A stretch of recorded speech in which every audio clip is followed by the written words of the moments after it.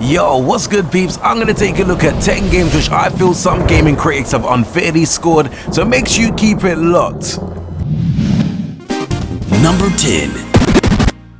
Now, Saints Row is a series that has slowly been running its course over the coming years, but the games were never what you could consider bad. Agents of Mayhem basically takes the Saints Row formula and does what it can to improve on some of the best bits without forcing the whole superhero extras that were starting to get tiresome. Even though the game is similar to what we know and love from the Saints Row franchise, the developers have taken a crack at a new IP to some success, and while the game isn't perfect and it definitely isn't probably the best game you will play in 2017, I personally don't believe it deserves a score as low as 4 out of 10 from GameSpot, simply because that implies the game isn't fun in the slightest, and that simply isn't true. Number 9.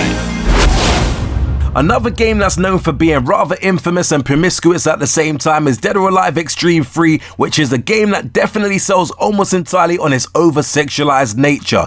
While it can be said that this particular Dead or Alive game is seriously lacking on the gameplay front, the mini games you do get to play do technically work and are some fun for a little while. But with how simple they are bound to get dull after some time. For me personally though, at a score at 1.5 out of 10 from Destructoid, does kind of imply that the game is almost impossible to play, filled to the brim with bugs, and is the worst game ever to be released. It is safe to say the game isn't the best game that you'd ever play, but it isn't so terrible that you should never play this game. I personally had a decent time with my first run through. The longevity in the game isn't really there because it does lack a few modes, but I do feel that 1.5 out of 10 is a little bit of an over-exaggeration. Number 8.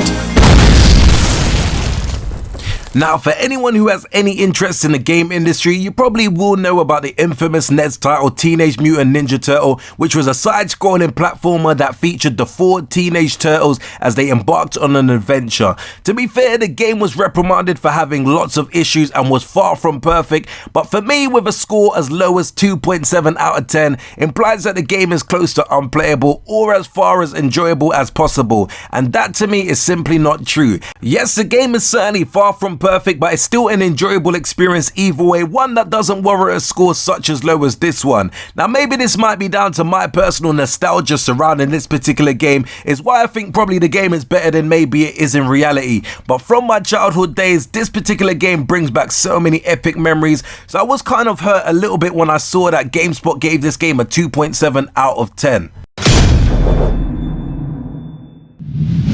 Number 7. Now, Def Jam is a series many people have grown to love, and with just how well Def Jam Fight for New York turned out, it's no surprise on that front. Following on from the great success of Fight from New York, EA decided to make Def Jam icons, and the game is quoted as killing the franchise, which is where I get onto my next point, the strangely high score that GameSpot provided this game with. The game is similar in playstyle to the original Def Jam games, but the combat and the 3D fighting was made considerably worse and didn't even look like the same franchise anymore. Whilst the game definitely isn't terrible, it isn't what a lot of people would call good, so for me a score of 8.1 out of 10 is definitely too high for this particular title. Number 6. Back in the golden age of the early 90s, we received some of the best side-scrolling beat-em-ups around, and many people consider the Simpsons Arcade games to be close to their spectrum.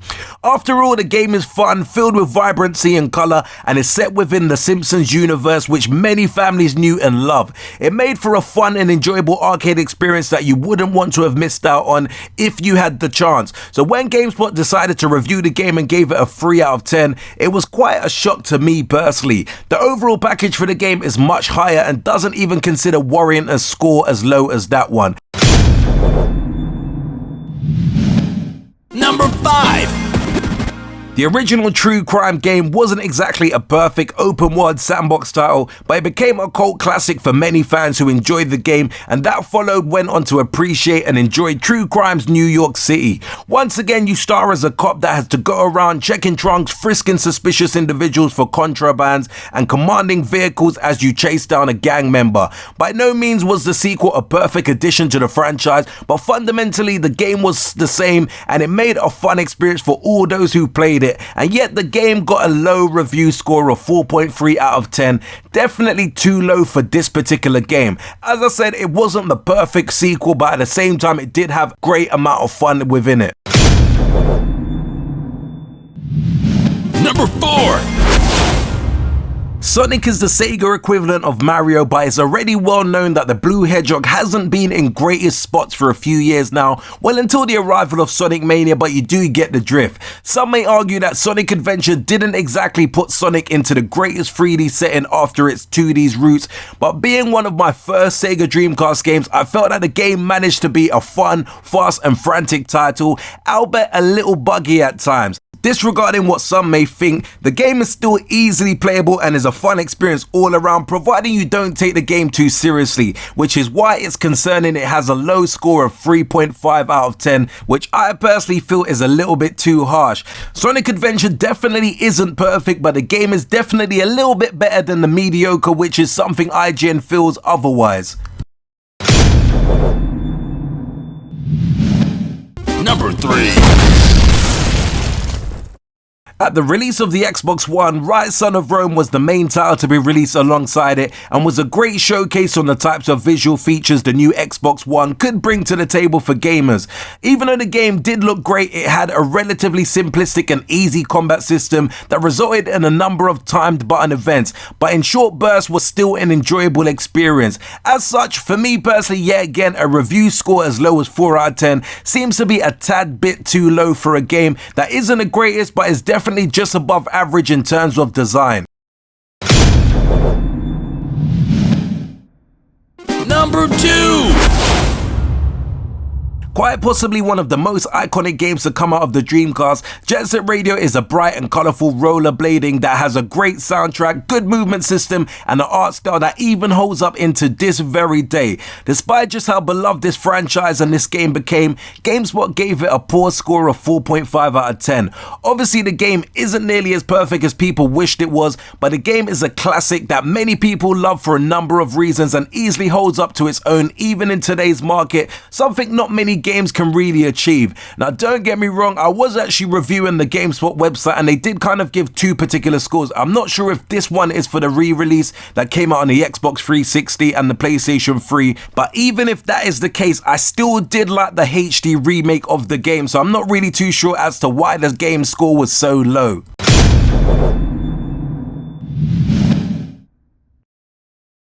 Number 1.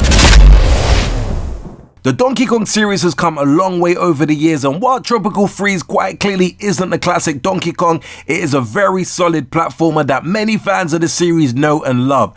Donkey Kong Country Return is the game that came before this one, and it panned out incredibly well for Nintendo, and with Tropical Freeze being the sequel, it only managed to improve on the game that much more on release, and such it makes little to me to no sense as to why this great platformer on the Nintendo Wii U only got a 6 out of 10 from a game that is considered one of the best games on the Nintendo Wii U. Now keeping it real, I personally nearly held off buying this game because simply after I read the review from GameSpot, I kind of thought maybe this wasn't as good as I was anticipating. Thankfully I did take the plunge and pick this game up, and I was really gobsmacked of how great this game was on the Wii U, and therefore was really surprised that the game only scored a 6 out of 10. Anyway peeps, thanks for watching my list of 10 games that I feel was harshly scored.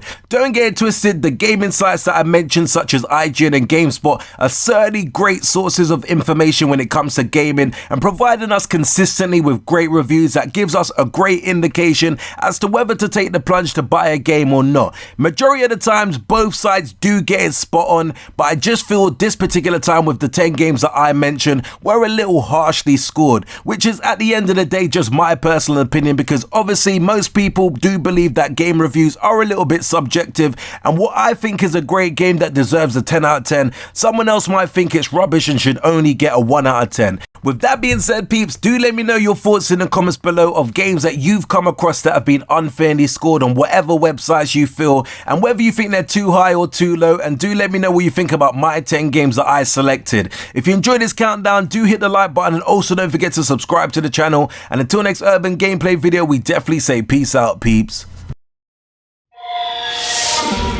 Make sure you hit that like and subscribe button for more cool urban gameplay videos.